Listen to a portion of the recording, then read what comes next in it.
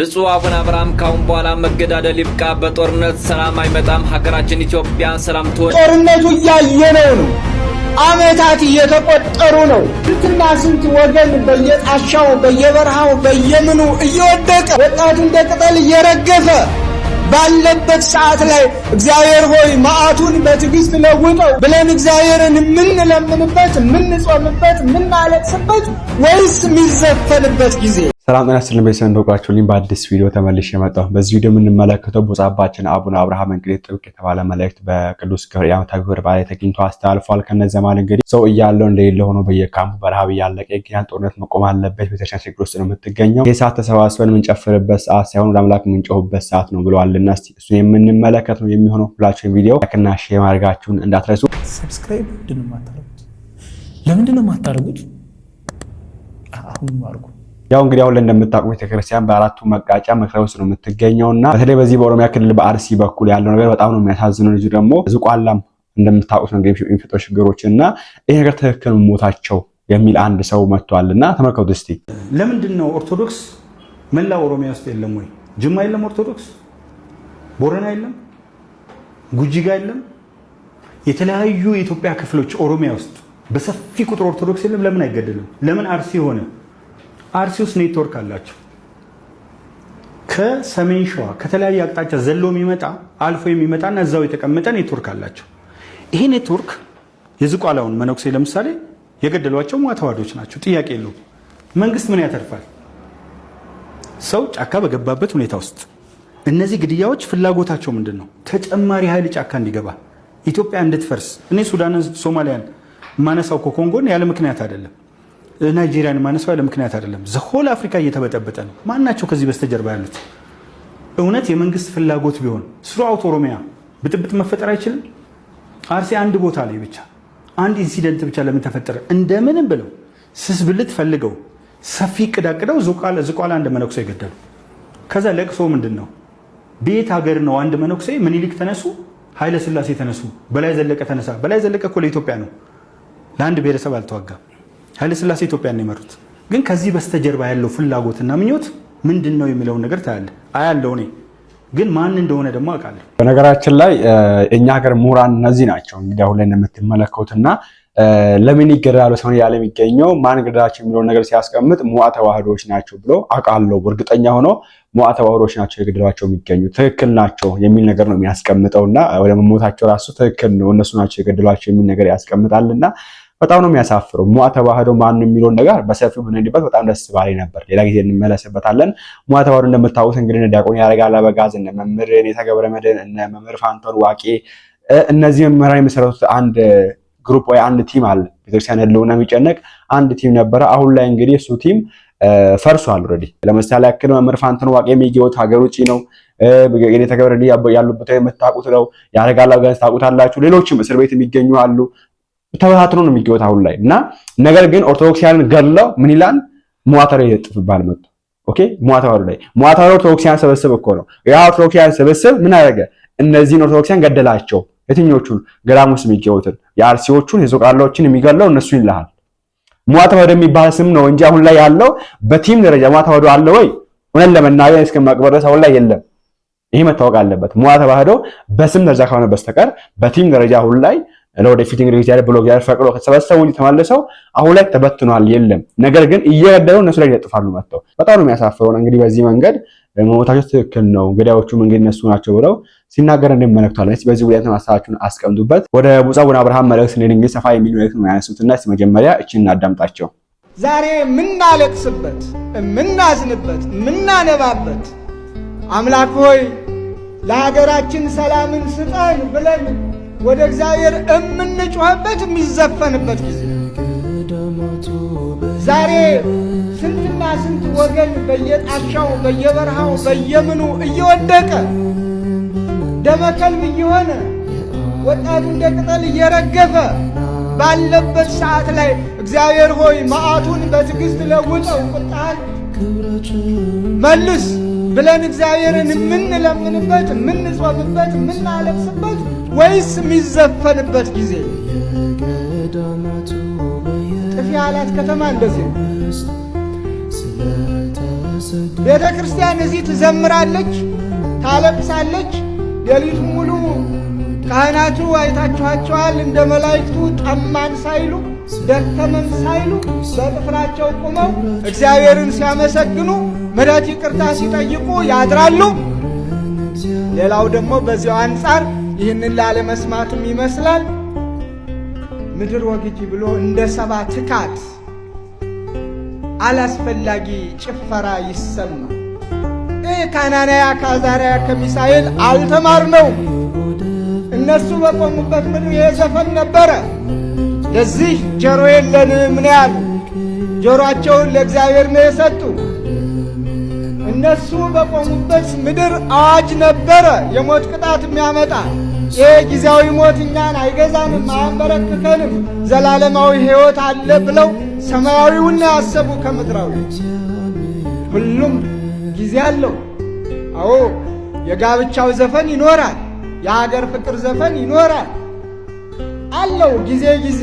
ግን ዝም ብሎ ሌሊትም ሲሰክሩ ሲወድቁ ሲነሱ ማደር ክርስቲያናዊ ጠባይ። እኔ ስለ ሌላው ምናልባት ላይመለከተኝ ይችላል። ግን እንዴት ማተብ አድርጎ እንዴት መስቀል አንጠልጥሎ አንገቱ ላይ ሲጨፍሩ ማደር፣ ሲሰክሩ ማደር ምን አመጣው? ወይ የእኛ ችግር የሰባኪዎቹ ወይስ የተሰባኪው? ጩኸታችን ሁሉ ከንቱ ለምንም የማይጠቅም ነው ማለት ነው። ጩኸታችን እኮ አመል አይደለም፣ ልማድም አይደለም። ተያይዘን እንዳን ነው። የአሁኑ ጩኸታችን ለሀገራችን ሰላምን እንዲሰጠን እግዚአብሔርን እንለምነው ነው። አየነው፣ በጦርነቱ እያየነው ነው። ዓመታት እየተቆጠሩ ነው። እግዚአብሔር ሰላምን ካልሰጠ በጦርነት የሚመጣም ሰላም ሊሆን አይችልም። ስለዚህ ሰላምን እንዲሰጠን እግዚአብሔርን እንለምነው። እንደ አናንያ እንደ አዛርያ እንደ ሚሳኤል እግዚአብሔር በቃ ሲል ደግሞ ሁሉም ይበቃል። ለእግዚአብሔር የሚሳነው ነገር የለም። እግዚአብሔር ሲፈልግ የተናቁትን አስነስቶ ሽማግሌዎች አድርጎ ሊያስታርቅ ይችላል። እግዚአብሔር ሲፈልግ እንደ ነቢያቱ እንደ ቅዱሳኑ እንደ ባሕታውያን አባቶቻችን አስታራቂዎች አድርጎ ያሰማራል። የደነደነውን ልብ ይከፍታል፣ አእምሮውን ይከፍታል፣ እንዲሰማ ያደርጋል፣ የቀኝ የግራ። ከዚያም እግዚአብሔር ሰላሙን ያውጃል። ለምን በዚህ አንጠቀምም? በሃይማኖታችን እንጽም። አናንያ አዛርያ ሚሳኤል በንጉሡ ፊት ባለሟሎች ቢሆኑም ቢሾሙ ቢሸለሙም በሃይማኖታቸው ግን አልተደራደሩም። የዛሬ ወጣት በስንት ነገር ነው ሃይማኖቱን የሚደራደርበት። ቅድም ሊቀ ሊቃውንቱ ጠቅሰውታል። ዳቦም አይሆን ሃይማኖት። ዳቦስ ሀገር ይሆናል? ዳቦስ ስልጣን ይሆናል? ዳቦስ እድሜ ይሆናል? ስንት ዳቦ ያላቸው ዳቧቸውን ጥለው ሲሄዱ አላያችሁም? ስንት ባለስልጣናት ስልጣናቸውን ጥለው ሲሄዱ አላያችሁም? ስንት ባለጸጎች ሁሉን ጥለው ሲሄዱ አላያችሁም? ስንቶች አሉ እዚህ አሁን አቅም ያለው አዲስ አበባ፣ ከዚያ የተሻለ አቅም ያለው ወደ ውጭ ሀገር፣ የገጠሩ ወደ ባህር ዳር፣ እንዲህ እያለ አይደለም ኑሮ። እውነቱ ይሄ ነው። እውነት ሲነገር ካላመመን በስተቀር። ስለዚህ በእንዲህ አይነት ሰዓት በእንዲህ አይነት ወቅት እግዚአብሔር ሆይ ማረን ነው። እግዚአብሔር ሆይ ይቅር በለን ነው። እግዚአብሔር ሆይ ሰላምህን ስጠን ነው። ጸሎታችን ይሄ ይሁን። ገብርኤል ሆይ የምስራች አብሳሪ ነህና ሰላምን አብስረን ነው። ጨልሞብናልና አሁንም አምላካችን በብርሃኑ እንዲጎበኘን አማልደን ነው። ብርሃን ይባላል በቤተ ክርስቲያናችንም ትምህርት። ፈኑ ብርሃነከ ብርሃንን ላክ ነው።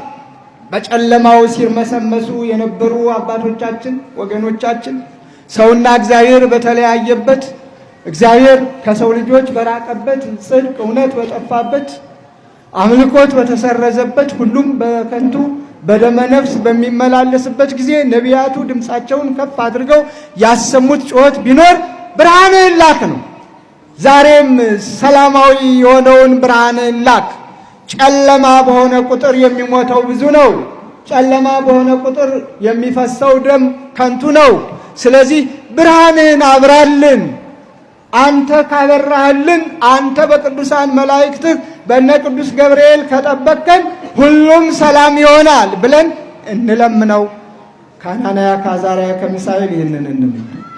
ተራኪዎች ብቻ መሆናችን ትርጉም የለውም። ስለዚህ የአናንያ የአዛርያ የሚሳኤል አምላክ ሁላችንን ይቅር ይበለን፣ እስከ መጨረሻዋ ሕቅታ ድረስ በምግባር በሃይማኖት ያጽናል። የመጨረሻ መልእክቴ ወገኖች፣ ረሃብ ክፉ ነው። በራስ ፈቃድ ካልሆነ በስተቀር የለኝም ብሎ አንድ ቀን እንኳን መዋል ይከብዳል። ሳይኖር አለኝ ብሎ መጾም ቀላል ነው። አለኝ ብሎ ማክፈል ቀላል ነው። የሚበላ የለኝም፣ የሚጠጣ የለኝም የሚል መንፈስ አይምሮ ላይ ሲኖር ግን ሁለመናው ረሃብ ይሆናል። ስለዚህ ጎረቤት ለጎረቤት ተያዩ፣ ተመለካከቱ። ምንም ይልሱት ይቀምሱት የሌላቸውን ጎረቤቶቻችሁን ጎብኙ። ይልቁንም አሁን ልደት መጥቷል። የልደት ብቻ እንመግባቸው እያልኩ አይደለም። በበዓሉም አዝነው እንዳይውሉ የሁላችን ደስታ የተወለደበት፣ የሁላችን ሰላም የተወለደበት፣ ሰውና እግዚአብሔር የተገናኙበት፣ እረኞች ከመላእክት ጋር ያመሰገኑበትን በዓል ስናከብር ጎረቤት ከጎረቤት አንድ ላይ ደስ ብሎን እንድናከብር መረዳዳትን አትርሱ።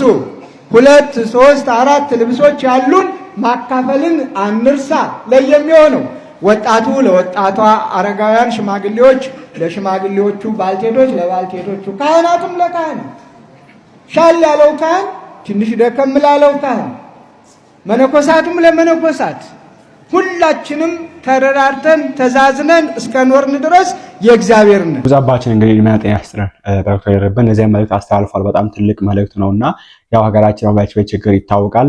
በዚህ የተነሳ መታገዝ አለብን። እሱ ብቻ አለ እንግዲህ ወደ አምላክ አንድነት ላይ ጮኸን ማልቀስ ነው የሚኖርብን እንጂ ተሰብስበን በዳንኪራ አሁን ጊዜ ያሳለፈ የምንገኘው በመዝሙር ስም የመጣ ዳንኪራም እንደምታውቁት ነው እንግዲህ በየቦታው ነው የሚገኘው አሁን ላይ እና ለማንኛውም ወደ አምላክ እንመለስ እና እናልቅስ የሚለው ታሳልፋል። እሱ ብቻ ለመግባባችን ነው። ጸባችን አቡነ አብርሃም ስደት ራሱ በጣም አስከፊ እንደሆነ ሰዎች ደግሞ እያላቸው ሌላቸው ተደርጎ ሲቆጠሩ ሲራው ስንመለከት ሞር አስከፊ እንደሆነ ያነሱበት ፖይንትም አለና እስቲ እሱንም እንመለከታቸው። ስደት ማንነትን ያሳጣል። ስደት ክብርን ይቀንሳል። ስደት ዝቅ ዝቅ ያደርጋል። ስደት እኔነትን እኛነትን ያጠፋል። በሀገራቸው ከብረው ገነው አንቱ ተብለው ይኖሩ የነበሩ ሁሉ ወደ ባዕድ ሀገር ሲሰደዱ በባዕዳን እጅ ሲወድቁ ማንነታቸውን አጥተው ጠንካሮቹ ደካሞቹ ነው፣ አዋቂዎቹ አላዋቂዎቹ ነው፣ ጀግኖች የጀግንነት ክብራቸውና ስማቸው ተገፎ አማኞች የአማኝነታቸው ምንነት ተነጥቆ በባዕድ ሀገር ነውና ያሉ እንደ ሀገሩ እንደ ንጉሱ እንዲያጎነብሱ የሚያስገድድ ነው ስደት። አናንያ አዛርያ ሚሳኤል በተሰደዱበት ሀገር ለነሱ መልካም ነገር ነው የገጠማቸው። የሚበሉት አላጡም፣ የሚጠጡትም አላጡም፣ ስልጣንም አላጡም። እንደውም በሀገራቸው ያላገኙትን ስልጣን ምግባቸውም ለንጉሱ ከሚዘጋጀው እንዲመገቡ ነው የተፈቀደላቸው። መጠጣቸውም ንጉሱ ከሚጠጣው ከጠጁ ከብርዙ እንዲጠጡ ነው የተፈቀደላቸው። ግን ማንነታቸውን የሚያሳጣ ቦታ ነበር። ከጥበብም በላይ ጥበብን እንዲማሩ ግን ከጥበብ በላይ ያለውን ጥበብ እግዚአብሔርን እንዲክዱ የሚያደርግ ቦታ ነበር ያሉበት።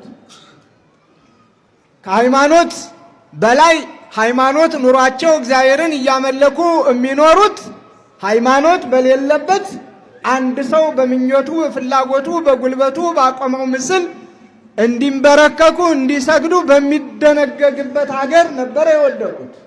ይህ ሁሉ ክብራቸውን አሳጥቷቸዋል። ስደት ይሄ ነው እንግዲህ። ይሁን እንጂ እነሱ የሚበላ ካገኘን የሚጠጣ ካገኘን እኛ ምን ቸገረን፣ በዛውም ላይ ከተሾምን ከተማርን ካወቅን ከተመራመርን በባዕድ ሀገር እንዲህ አይነት ክብር ካገኘን የሚለው ነገር ለነሱ ቦታ አልነበረውም። ምክንያቱም ተሰዳጅነታቸው የመጀመሪያው የህልውናቸውን ያጠፋው ስማቸው ሲገፈፍ ነው። አናንያ አዛርያ ሚሳኤል የሚለው ስማቸው የተወለዱበት አካባቢ ወላጆቻቸው በአካባቢው የሰየሟቸው ከሃይማኖት ጋር የሚያያዘው ስም ጠፍቶ ማን ብሎ ነበር የሰየማቸው ንጉሱ? አቤት አንድ ሰው ሲድራቅ፣ ሌላ ሰው ደግሞ አቤት ሚሳቅ፣ ሌላ ሰው ደግሞ አብደናጎ ልዩ ልዩ ስም ነው የሰጣቸው። ይህ ማንነትን የሚያሳጣ ስም ነው። ክብርን የሚያሳጣ ስም ነው። እንዲሁ ነው ግን የሚበሉት ሞልቷል፣ የሚጠጡት እንደ ልብ ነው። ይሁን እንጂ ክብራችንን አጥተን በልተን ጠጥተን ለብሰን ሞቆን ደምቆን ተሹመን ከፍ ከፍ ብለን ከመኖር ማንነታችንን ይዘን በማንነታችን መኖር ይበልጥብናል ነው። ትምህርቱን አንማርም አላሉም፣ ተማሩ፣ እውቀት ነውና። ግን የሚገባቸውን እውቀት ወሰዱ። ለእነሱም አይገባውን የባዕድ እውቀትና ትምህርት ግን አምዘገዘጉና ጣሉት። የሚማሩት ሁሉ ጠቃሚ አለመሆኑን መመርመር ግድ ይላል። በትምህርት ዓለም ውስጥ ስንፍና የስንፍና ትምህርት አለ። እግዚአብሔር የለም የሚል ትምህርት ቢኖር ስንፍና ነው። ግደል የሚል ትምህርት ቢኖር ስንፍና ነው። ስረቅ የሚል ትምህርት ቢኖር ስንፍና ነው። አመንዝር የሚል ትምህርት ቢኖር ስንፍና ነው። ቀማ ታገል የሚል ትምህርት ቢኖር ስንፍና ነው። ስለ ሀገር ክብር የሚደረግ ሌላ ነው። ስለ ወንጀል የሚደረገው ትምህርት ሌላ ነው። በእያንዳንዱ ነገር። ስለዚህ እነዚህ ሶስት ወጣቶች ዕውቀትን እንደ ዕውቀት ወሰዱ። የሚገባቸውን ተጠቀሙበት፣ የማይገባቸውን ግን በሩቁ አውቀው አስቀመጡት። እንደ ምግብ ግን አንመገብም ይሄን ያሉት። ኃላፊው የነሱ መጋቢ እንዳይጠቁሩ እንዳይከሱ አደራ የተባለው ግን በብዙ ጭንቀት እባካችሁ የንጉሱን ትእዛዝ ሰምታችኋል፣ ጠቁራችሁ ከስታችሁ ጠውልጋችሁ ቢያይ ንጉሱ እኔ ነኝ የምቀጣ ተዋላቸው። ግድ የለህም እን ብቻ ጥሬ ትንሽ ጥሬ እየሰጠን እን ተመልከተን ከሌሎች ጋራ ነው ያሉት። ምክንያቱም የእግዚአብሔርን ክብር አጥተው እግዚአብሔር የሰጣቸውን ክብር አምዘግዝገው ንጉሱ ባዘጋጀላቸው ምግብ ፊታቸው ቀልቶ ደረታቸው ሰፍቶ ሆዳቸው ሞልቶ ከመኖር ይልቅ በእግዚአብሔር ፈቃድ በሃይማኖት ተሞሽረው እግዚአብሔርን አመስግነው አስመስግነው መኖርን ምርጫ ስላደረጉ አልተቀበሉትም። በእርግጥም ጋባዣቸውም አየ። እንዳሉትም በምግብ አልከሱም፣ አልጠቆሩም። ጥሬ ቆርጥመው እፍኝ ውሃ ጠጥተው የተዘጋጀውን ምግብ ሁሉ እምቢ ብለው ከበሉት ከጠጡት ከቀለብተኞቹ ይልቅ የተሻለ ወዝና ቁመና ቅርጽና ሕይወት ነበራቸው። በውስጥም በውጭም። ውስጥ ደስተኛ ካልሆነ በውጭ ያለው ሕይወታችን ቅባት የተባለውን ሁሉ ሰዎች ቢቀቡ፣ ወዝ የተባለውን ሁሉ ሰዎች ቢያወዙ ከንቱ ነው። ውስጥ ደስተኛ ሲሆን ውጭም ደስተኛ ይሆናል። ያኔ የሆነላቸው እምነታቸው።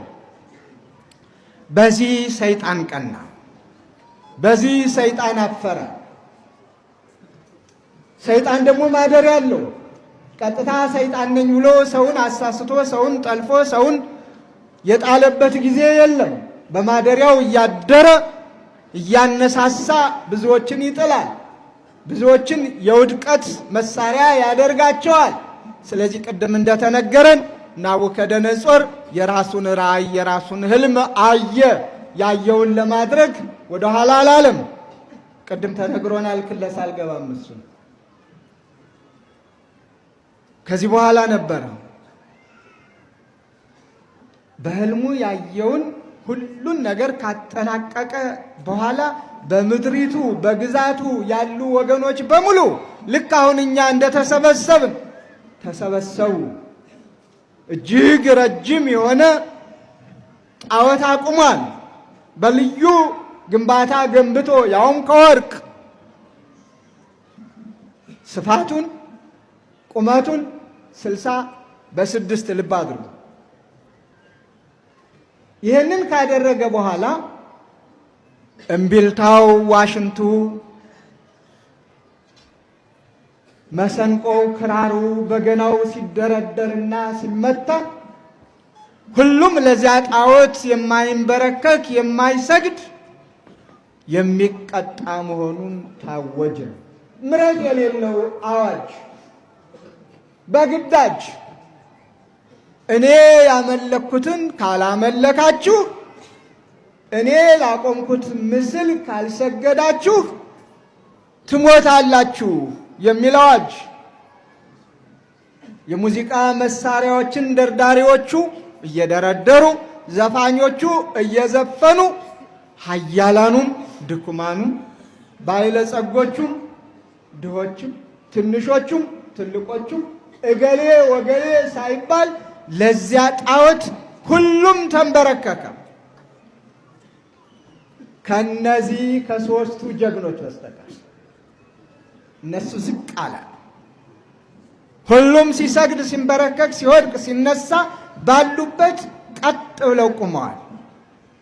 ይህንን ያዩ የሰይጣን ማደሪያዎች ንጉሥ ሆይ አንተ ከፍ ከፍ ያደረካቸው፣ አንተ ባለሟሎች ያደረካቸው፣ አንተ በአውራጃዎች የሾምካቸው፣ አንተ ላቆምከው ምስል አልሰገዱም፣ አልተንበረከኩም፣ ትእዛዝህን አፍርሰዋል፣ ቃልህን አቃለዋል፣ ሕግህን አላከበሩም።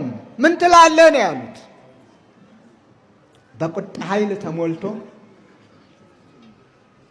ባለው በንግስናው ግርማውን ተጎናጽፎ መንፈሳዊ ግርማ ያይደለ ሰይጣናዊ ግርማ፣ መንፈሳዊ ቁጣ ያይደለ ሰይጣናዊ ቁጣ። ለምንድነው ያልቆማችሁ ያልሰገዳችሁ? እኔ ላልኩት ለምንድነው ያልተንበረከካችሁ? ጥያቄው ነው። በዚህ ጊዜ ነበር ንጉሥ ሆይ አንተ ላቆምከው ምስል አንሰግድም፣ አምላካችን ያድነናል። አያችሁት? ደስ ሲል ከነዚህ ከሶስት ወጣቶች ይህንን ነው መማር ያለብን። አምላካቸውን ተጠራጥረውት አይደለም፣ አዳኝነቱን አላምን ብለው አይደለም። እስከ መጨረሻው ድረስ ንጉሡ ተስፋ መቁረጥ ነበረበት።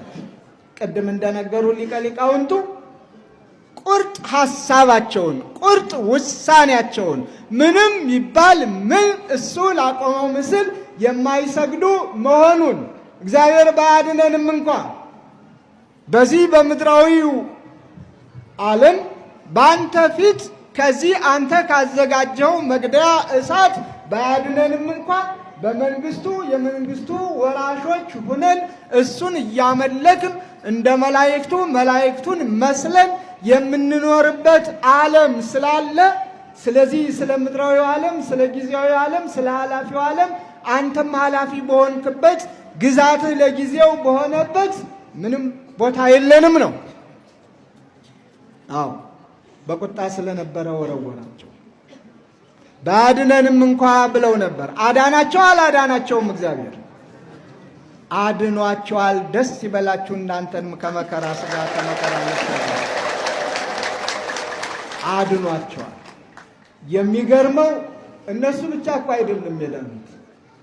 ናቡከደነጾሩንም እኮ አዋጁን በአዋጅ እንዲሽር አድርጎታል። አዋጁን በአዋጅ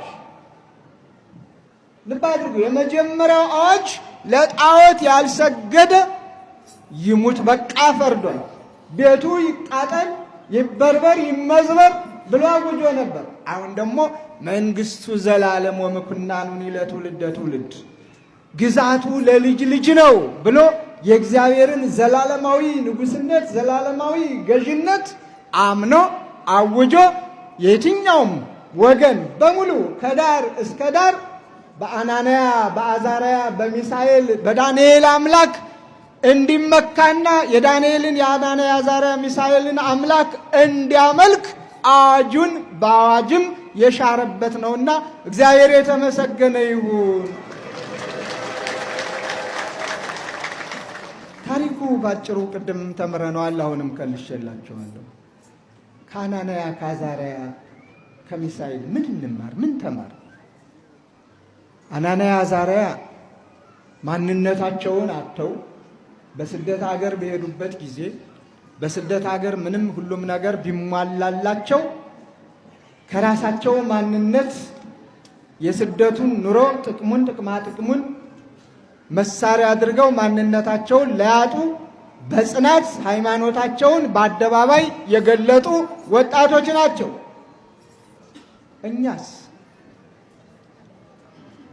እኛ ደግሞ መላው ጠፍቶን እንደውም በገዛ ሀገራችንም ስደተኞች ሆነናል አይደል? ዛሬ ሰው እኮ በገዛ ሀገሩ ስደተኛ እየሆነ አቤት! በገዛ ሀገሩ ከቤቱ ተፈናቅሎ ሜዳ ላይ የሚወድቅ ከሆነ መጠለያ አጥቶ ፀሐዩም ብርዱም ክረምቱም በጋውም የሚፈራረቅበት ከሆነ ስደተኛ ነው ማለት ነው። ይህን ምን አመጣው? ማንነትን አምኖ አክብሮ በፍቅር በሰላም በአንዲት ሀገር አንድ ወገን አንድ ሕዝብ የመኖር ዕጣ ፈንታችን ደካማ ስለሆነ ነው። እኔ በልጥ በሚለው ክፉ አስተሳሰብ ተመካክሮ ተወያይቶ ችግርን የመፍታት አቅም ማነስ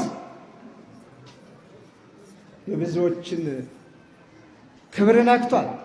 የብዙዎችን ማንነት አጥፍቷል። የብዙዎችን ቤት አንኳኩቷል። ቤት ሲኖራቸው ቤት የለሾች ሆነዋል። ይሄ ፀሐይ የሞቀው ሰው ያወቀው ሁላችን የምንረዳው ስለሆነ ብዙ ማለት አያስፈልገንም። በአናንያ በአዛርያ በሚሳኤል ችግር የተገኘው ቅዱስ ገብርኤል ዛሬም እንዲህ ተሰባስበን አማላጅነቱን አምነን የምንጠራው መልአክ እሳቱን አብርዶ የነገሩን እሳት የጦርነቱን እሳት የጥላቻውን እሳት አጥፍቶ በአንድነት በፍቅር በሰላም የምንኖርበትን ከአምላኩ ከፈጣሪው እንዲያማልደን የእግዚአብሔር ቅዱስ ፈቃዱ ይሁንልን። ጉዛባችን በደጋሚ ተደረብን። እንግዲህ አሁን ላይ ስደት ላይ ሌላ አካል አለ ብዬ አላምንም። የትኛውም ኢትዮጵያ የሚገኝ አሁን ላይ ስደት ላይ ነውና በተለይ ከነዛ መሀል እንግዲህ በተቋም ደረጃ ኢትዮጵያ ኦርቶዶክስ ተዋሕዶ ቤተክርስቲያን ስደት ላይ ነው የምትገኘው። ይሄን አመንም ወደድንም ጠላንም መቀበል ያለብን ጉዳይ ነው። ቤተክርስቲያን ስደት ላይ እንደምትገኝ አምነ መቀበል ይኖርብናልና አይ ስደት ላይ ያለችም የምትሉ ካላችሁ ኦኬ፣ አሁን ገጠማት በላይ ስደት ላይ ስትሆን የሚገጥማት ነገር ምንድን ነው የሚለውን ነገርም አብራችሁ ብታስቀምጡ በጣም ደስ ይለኛል። እና እናንተ በዚህ ጉዳይ ሀሳባችሁን አስቀምጡበት። ኢንዌስ ቪዲዮአችን ይሄን መሰለ ያው በዚህ ቪዲዮ ተመሳሳይ ወሰዳችሁበትና ቁም ነገር እንዳያችሁበት አልጠራጠርም። በቀጣዩ ደግሞ ሰላም አምላካችን እግዚአብሔር